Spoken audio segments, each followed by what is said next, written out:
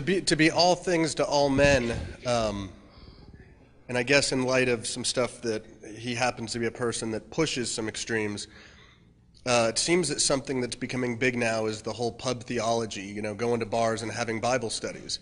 And my personal stance based on the scriptures is in opposition to stuff like that.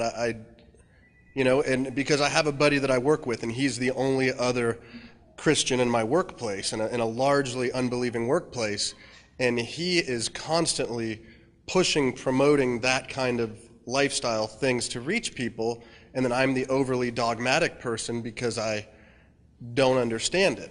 Why you would go into the bars to actually, drink with everybody and have Bible study doing it to reach people. So I understand the all things to all men, and I guess wisdom, insight. Do I need to? Am I pushing on the lines of legalism, or is that stuff like that too far? Going into bars, having Bible study there, to try and reach people. The being all things where people are going to use that. Here's an illustration that I saw in my own life that I never forgot. Between my junior and senior year in college, I had a summer intern job in Fort Dodge, Iowa, and there was 3 or 4 others with me, and we all lived in this apartment house. And there was another fellow living there. He was a policeman, about 10 years older than me, and so we would go downtown about every evening, and then the next year I was converted, and this company that I was working for had a regional meeting back up in Fort Dodge, and so I thought to myself, I'm going to go look up Herb and tell him that I've become a Christian. So I didn't find him at the house, and I thought, well, maybe he's downtown at the old cave-in. And so, sure enough, there was Herb sitting at the bar. And he was quite surprised to see me, and he says, Bob, he says, have a chair and have a drink with me. And I said, no thanks, Herb, I've become a Christian. What? And so we talked a while, and he says, and he urged me again, have a beer with me. And I said, no. And he went on, what, you telling me you can't just sit here and have a beer with me? Who do you think you are? And he put the pressure on, and after about 4 or 5 times, I said, okay, and I had that glass of beer, and just as I got it to my lips, he said, look at that. I knew it wasn't real.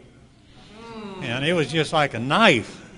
And so, I think one big thing is, are we going to where they're at with the atmosphere and with the attitude of bringing them out, or identifying with them and confirming them in their sin, in whatever circumstance it is?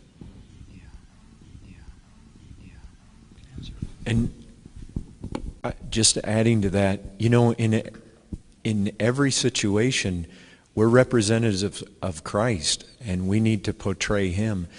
And, when I talked about just breaking the taboos, you think about how Jesus related with people versus the religious leaders. I mean, think about the things He did. He touched lepers. You didn't even get downwind from a leper. You didn't walk around them. He would stop and speak with a woman at a well. He would speak with the Syrophoenician woman. He did things, but it was always to show kindness. It was always, as Bob said, to bring them out. And,